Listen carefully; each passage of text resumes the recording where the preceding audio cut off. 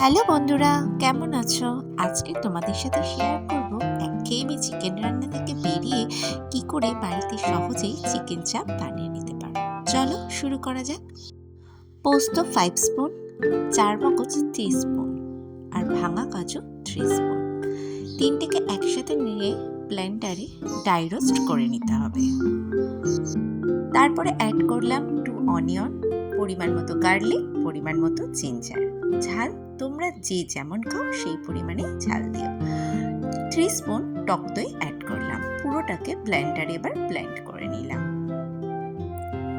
এই পুরো পেস্টটা এবার আমি অ্যাড করব চিকেনের সাথে।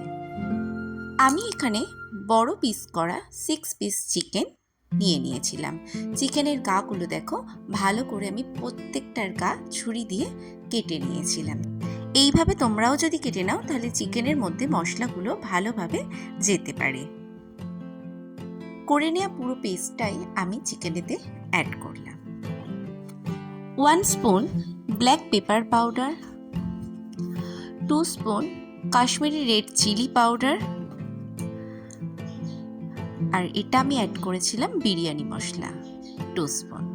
তোমরা যদি মনে করো এখানে বিরিয়ানি মশলা অ্যাড করবে না, তাহলে তোমরা এখানে গরম মশলা অ্যাড করতে পারো। পরিমাণ মতো সল্ট অ্যাড করলাম। লাস্ট অ্যাড করছি হোয়াইট অয়েল। পুরো জিনিসটাকে আমি ভালো করে মেখে নেব, যাতে মশলাগুলো ভালোভাবে চিকেনের মধ্যে ঢোকে। চিকেনের যে কাটা অংশগুলো সেইগুলোতেও ভালো করে আমি মশলাগুলো দিয়ে মাখবো।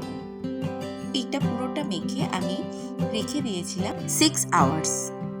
তোমরা খুব কম করে হলেও 4 আওয়ার্সের জন্য এটাকে ম্যারিনেট করে রেখে দেবে। কড়াই অ্যাড করলাম হোয়াইট অয়েল, তার সাথে দিয়ে দিলাম 2 স্পুন ঘি। এবার ম্যারিনেট করে রাখা চিকেনগুলো একে একে প্রত্যেকটা চিকেন আমি ভেজে ফেলব। ভাজার পরে কালারটা কিন্তু ঠিক এরকমই আসবে, এর থেকে বেশি তোমরা ফ্রাই করতে চেও না। আমার চিকেনগুলো পুরোটা ভাজা কমপ্লিট। ম্যারিনেট করে রেখেছিলাম যে বাটিতে চিকেনগুলো, সেই বাটিতে যে মশলাটা ছিল লাস্টে, সেই মশলাগুলো আমি অ্যাড করে দিলাম চিকেন ফ্রাই অয়েলটার মধ্যে। পুরো মশলাটাকে ভালোভাবে কষাতে হবে। মশলা থেকে যখন এই অয়েল বের হবে সেই সময় আমি একে একে সবকটা চিকেন অ্যাড করে দেব। চিকেনগুলো ভালো করে এবার মশলার সাথে আমি কষিয়ে নেব। মশলার সাথে ভালো করে চিকেনগুলো মিশিয়ে গেলে 10 মিনিটের জন্য আমি চিকেনটাকে চাপা দিয়ে মিডিয়াম আঁচে রেখে দেব। একটা বাটিতে নেব half cup milk, 1 spoon rose water, 1 spoon কেওড়া ওয়াটার, আর আমি একটু সামান্য ফ্রুট কালার অ্যাড করেছিলাম যাতে কালারটা আরও সুন্দর আসে। এই পুরো মিশ্রণটা আমি চিকেনের মধ্যে অ্যাড করে দিলাম।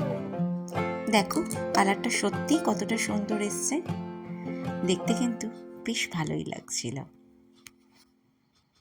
চিকেনটাকে নাড়িয়ে চাড়িয়ে আরও 15 মিনিট আমি লো আছে এইভাবে রেখে দেব। আমার চিকেনটা এখন পুরোপুরি রেডি। দেখো দেখতে কতটা সুন্দর হয়েছে, আর খেতেও কিন্তু সত্যি খুব সুস্বাদু হয়েছিল। তোমরাও কিন্তু পারলে একবার ঘরে করে দেখো। আজকের মতো টাটা, সবাই খুব ভালো থেকো।